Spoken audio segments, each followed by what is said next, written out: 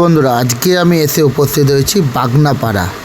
এই বাগনাপাড়া হলো পূর্ব বর্ধমান জেলার এক ঐতিহাসিক এবং গুরুত্বপূর্ণ স্থান এবং এই গ্রামেরই এক মন্দির, গুরুত্বপূর্ণ এবং খুবই জাগ্রত মন্দির, গোপেশ্বর মন্দির। সামনে যে মন্দিরটা দেখছেন, এই গোপেশ্বর মন্দিরেই আজকে আমি ভ্রমণ করব।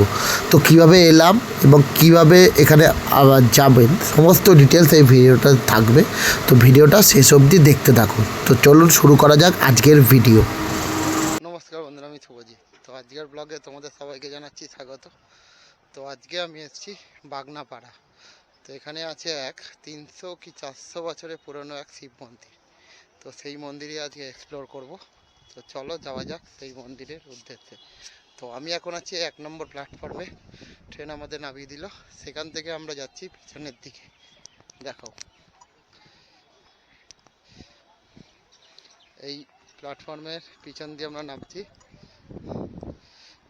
এখান থেকে আমরা টোটো করে যাব বাগেশ্বর শিব মন্দির। তো বন্ধুরা, এই হলো 1 নম্বর প্ল্যাটফর্ম থেকে নিচের দিকে নামছি আমরা। এখান থেকে এবার টোটো করে আমরা যাব গোপেশ্বর শিব মন্দির।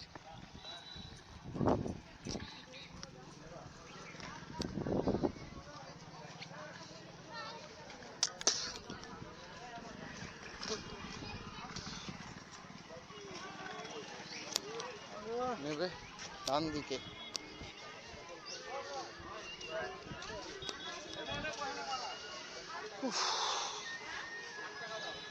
প্রচুর দোকান রাস্তার দুপারে।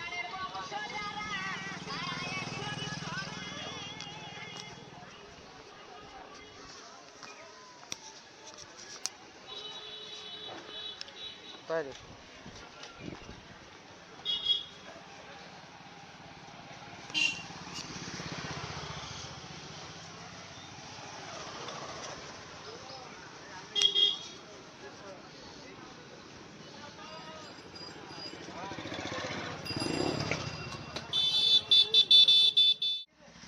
বন্ধুরা, টোটো করে আমরা এসে গেছি প্রায় গোপেশ্বর শিব মন্দিরের মুখে। তো একটা জানিয়ে রাখি, টোটো কিন্তু আমাদের বাস স্ট্যান্ডের মুখে নামিয়ে দিয়েছিল। ভালো করে কথা বলে নেবেন যে শিব মন্দিরের সামনে যেন নামায়, নাহলে কিন্তু প্রায় 5-7 মিনিট আরও কিন্তু হাঁটা পড়ে যাবে মুখে নামলে।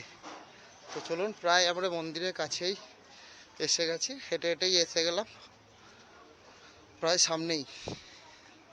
দেখাচ্ছি মন্দিরটা, দেখতে থাকো।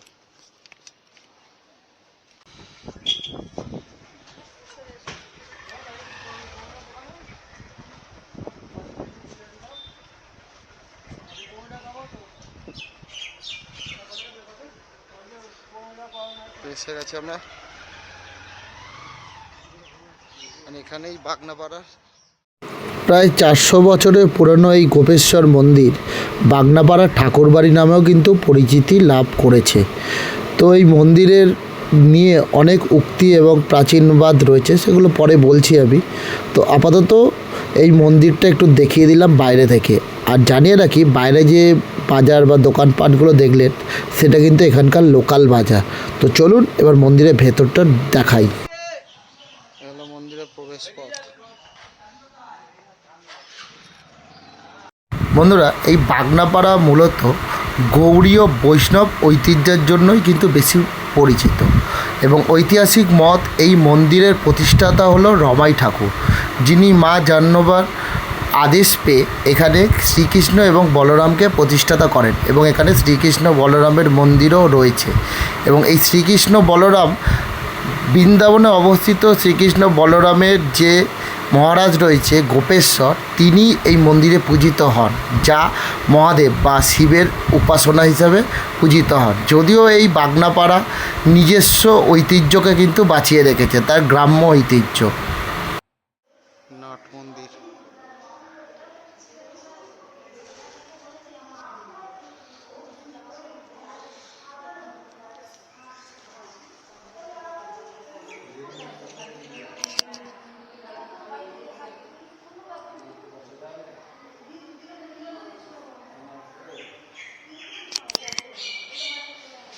আমি যেহেতু দুপুরবেলা গিয়েছিলাম, সেই জন্য এই সময় কিন্তু ঠাকুরমশাই মন্দির বন্ধ থাকে এবং বিকেলবেলা 4:30-র পর কিন্তু আবার মন্দির খোলে। তো ঠাকুরমশাই যখন ছিলেন সেই সময় তুলেছি আমি ভিডিওটা, শ্রীকৃষ্ণ এবং রাধার মূর্তি, এবং পাশেই আরেকটা মন্দির ছিল যেটাতে ছিল জগন্নাথ, বলরাম এবং সুভদ্রা। এটা হলো সেই মূর্তি। তো যারা যাবেন এই দুপুরবেলার টাইমটা বাদ দিয়ে যাবেন, অর্থাৎ এই সময় কিন্তু মন্দির বন্ধ থাকে।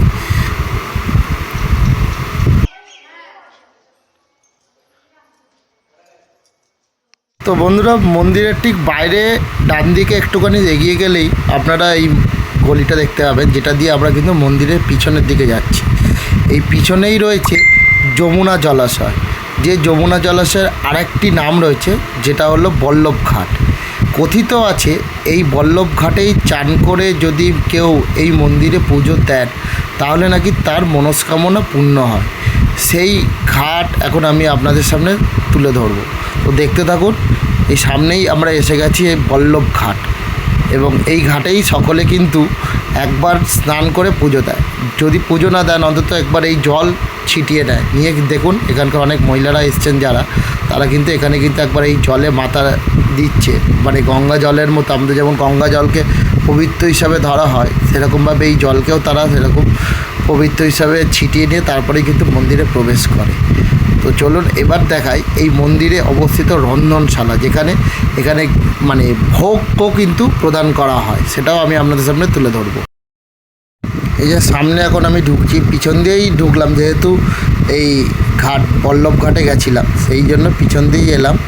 এই হলো রন্ধনশালা, যেখানে কিন্তু এই মন্দিরে যে ঠাকুরকে ভোগ দেওয়া হয় সেটি কিন্তু এই স্থানেই মানে রন্ধন করা হয় বা রান্না করা হয়। দেখছেন এখন কিন্তু ঠাকুরের ভোগ তৈরি হচ্ছে, এবং আপনারা চাইলে এখানে ভোগ বিনিময় কিছু আপনাদের সামর্থ্য মতো অর্থ দিয়েও সাহায্য করে আপনারা সেই ভোগ বা অন্ন গ্রহণ করতে পারেন। তো এই হলো সেই রন্ধনশালা, যেখানে কিন্তু ঠাকুরের ভোগ, এই যে ঢালাই দেখতে পাচ্ছেন এটাই কিন্তু ঠাকুরকে দেওয়া হবে এই ভোগ।